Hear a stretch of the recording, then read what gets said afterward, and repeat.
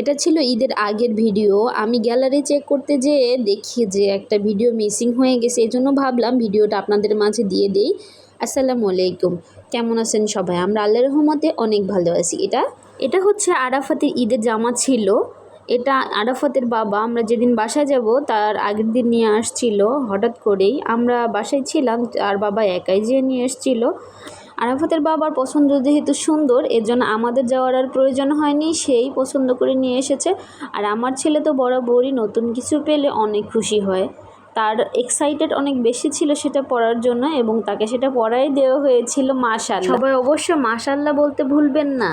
শুধু কি পাঞ্জাবি এনেছে? না, শুধু ছেলের জন্য শপিং করতে গিয়েছিল তাও কোথায় জানেন? যমুনা ফিউচার পার্কে। তার জন্য পাঞ্জাবি, জুতা এবং একটা গেঞ্জির সেটও এনেছিল। এই যে হচ্ছে এটা গেঞ্জির সেট। আলহামদুলিল্লাহ, এবার আরাফাত 7-8টা গেঞ্জির সেট নিয়েছে। সবগুলাই তার বাবা নিজে পছন্দ করে নিয়ে এসেছে। যেহেতু বাসায় যাব, ছেলের চুলটা একটু স্টাইল করে না কাটলে কি হয় বলেন? আমার ছেলে মাশাআল্লাহ অনেক ভদ্র, সে চুল কাটতে গেলে একটু লড়াচড়া করে না, অনেক সুন্দরভাবে চুল কাটে। দেখছেন তার এক্সপ্রেশনটা? মাশাআল্লাহ, আমি আমার ছেলেকে নিজে চুল কাটাইতে নিয়ে যাই এবং দেখা যায় যে অনেক বাচ্চাই কান্নাকাটি করে, কিন্তু আমার আরাফাত মাশাআল্লাহ একটুও কান্নাকাটি করে না।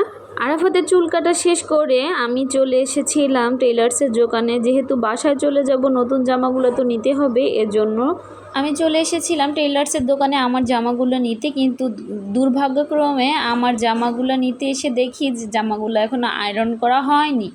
এজন্য বললাম আর তো সময়, আপনি আয়রন করেই দেন, আমি নিয়েই যাব। তখন আমি কিছুক্ষণ সময় টেলার্সের দোকানে বসে সময় কাটাচ্ছিলাম। এদিকে আরাফাত তো অনেক দুষ্টামি করতেছিল। আরাফাত তো বরাবরই বাহিরে আসলে মহা খুশি থাকে, এজন্য তাকে নিয়ে যখন গিয়েছিলাম মার্কেটে, তখন তার খেলনা দেখে মাথা নষ্ট হয়ে গিয়েছিলাম অ্যাকচুয়ালি তার জন্য গাড়ি দেখতে, যে তার জন্য কি গাড়িটা নেওয়া যায়। তার জন্য বড় গাড়ি দেখা বাদ দিয়ে সে ছোট ছোট গাড়িগুলো পছন্দ করতেছে।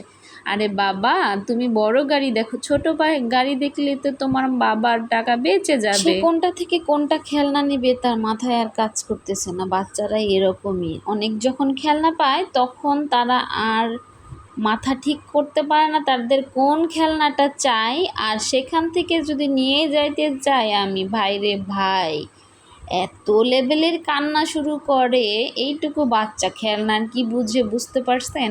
এই বাচ্চা যদি বড় হয় তাহলে তো খেলনার দোকান পুরাটাই তার লাগবে। চিন্তা করা যায়, দেখেন কেমন টানাটানি লাগাইছে। আমি তাকে কিনে দিব না জন্য সে সেখান থেকে আসবেই না, অভিমান করে দাঁড়ায় আছে।